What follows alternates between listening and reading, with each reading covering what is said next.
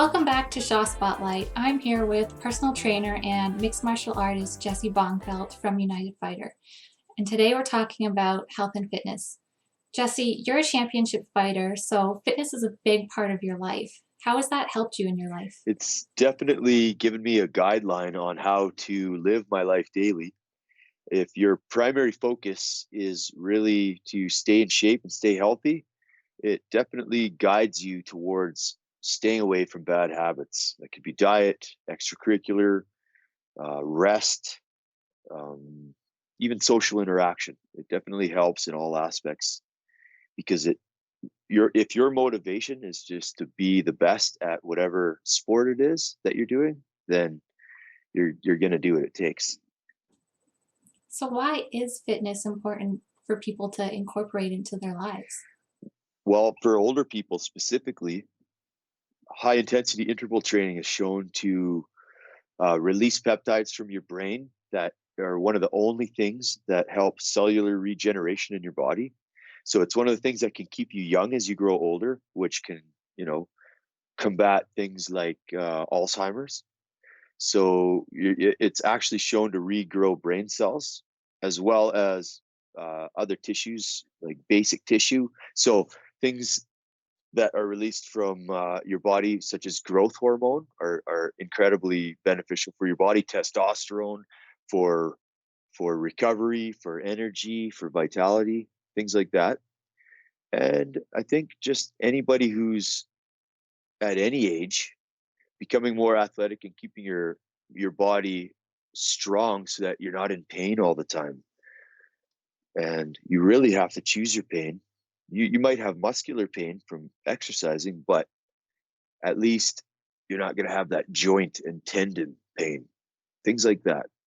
And lifestyle. It's nice to be healthy, to be fit, to be strong.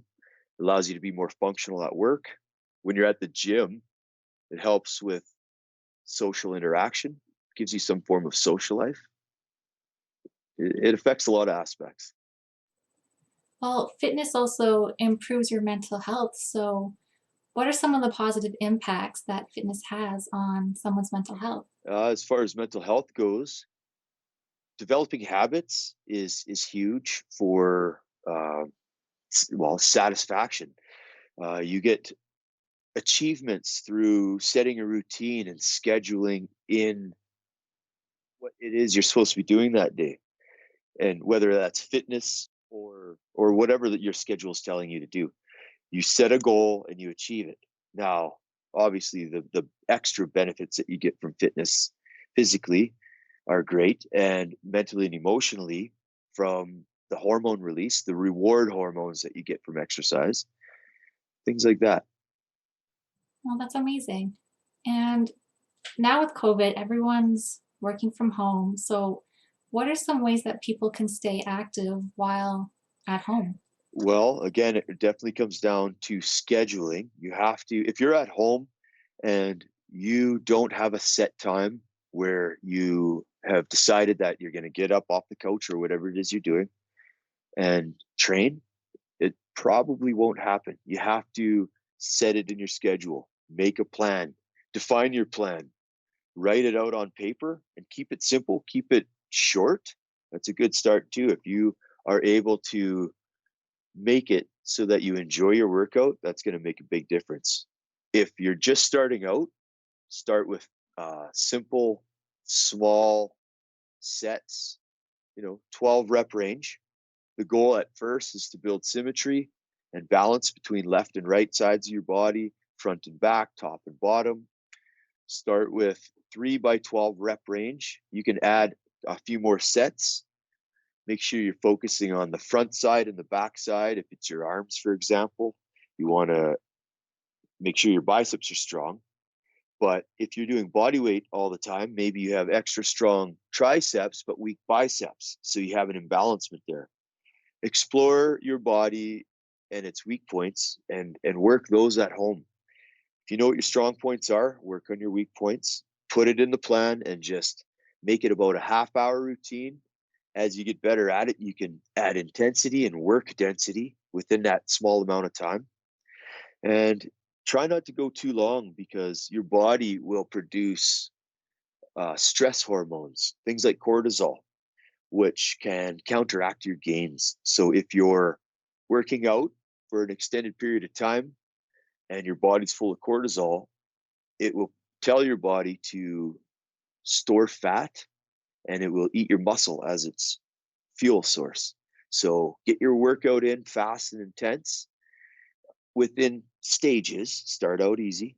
And then after that half hour, 40-minute mark, get your food in you so that you can recover and counteract the effects of those stress hormones. Well, that's interesting. I didn't Mhm. know that.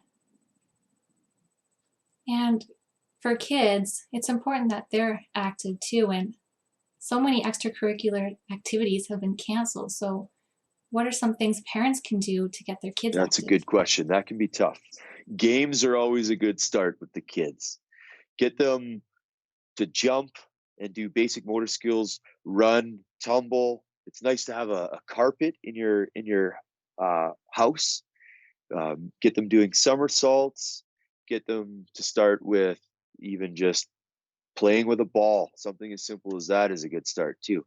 But when it comes down to a routine, a kid, a little kid can do the same type of routine that you can do, obviously lighter, but it can be less entertaining. So, you know, things like sports are a good way of motivating them because now they're having so much fun that they don't realize they're exercising. Make a game out of it. That's probably the best thing you can do with the kids. Well, that's a good point to make it Yes, fun. And I'm sure starting kids young, you probably set them up to be active as an adult too. absolutely. Uh, as a little guy, I explored all sorts of sports and found that I was more of an individual sports type of kid. But many of my friends were all team sports, and the enjoyment that they get out of that is something that they've carried on all the way through to adulthood. And many of them still play hockey or are involved in whatever sport it is that they do. I still have many friends in martial arts that I developed relationships with as a little guy. Yeah, Oh, wow. yeah, That's cool. lifelong. Well, that's amazing.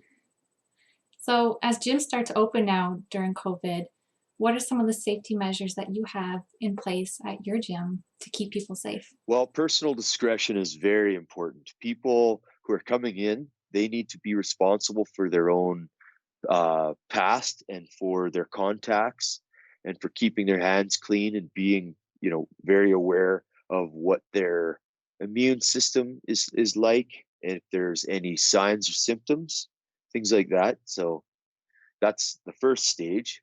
Obviously, when they come in, we prefer that they wear masks, they're washing their hands.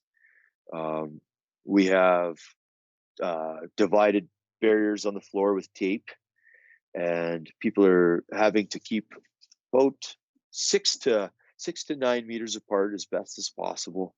So all the basics, and I'm hoping that as time goes by, our herd immunity is going to kick in, and being active at the gym is one of the main defense mechanisms against this virus. We need to stay strong and healthy for our immune system. We need to develop that herd immunity with a strong immune system if we do run into this so that we can counteract its effects through exercise. Yeah, Yeah, that's amazing. Well, I know for me too, I always went to the gym after work, and it was just a nice way to like forget about the day too and just work out. absolutely. Mental health, de stressing, leaving all that stuff behind and taking on a totally different type of task than you had throughout your day. It's the that mind body connection that you develop. You're using your mind all day. You switch gears, come to the gym, start using your body. Sometimes in certain ways you can just turn your brain off, which can be a great relief. Hopefully you're not doing that all Yeah, the time. I find yeah, but I find it also holds you accountable too when you have It somewhere to does. go. It, team sports for sure, but individual drills like you do in kickboxing are aren't even fully individual. Like they still involve a partner. You still have a pad holder. So there's still accountability to someone else, but that accountability that you have for yourself can be hard for a lot of people. And it is very important. It's one of the main motivating factors is self accountability. And that can be tough. That can be one of the hardest things for most people. So, the hardest part, and people need to remember this, is just getting through the door. If you can do that, the rest will be taken care of. Show up, the rest works out. Well, I find too that when you show up, even if you don't really feel like it, no one ever regrets a workout and they don't regret showing up, even if you didn't want Exactly. to. You always leave feeling better, even though your muscles might be more sore. That's a good Yeah. problem. Well, thanks so much, Jesse, for talking to me today about the importance the importance of fitness and giving us some great ideas for Thank getting you, Vicky. active. You have a good day. Appreciate it.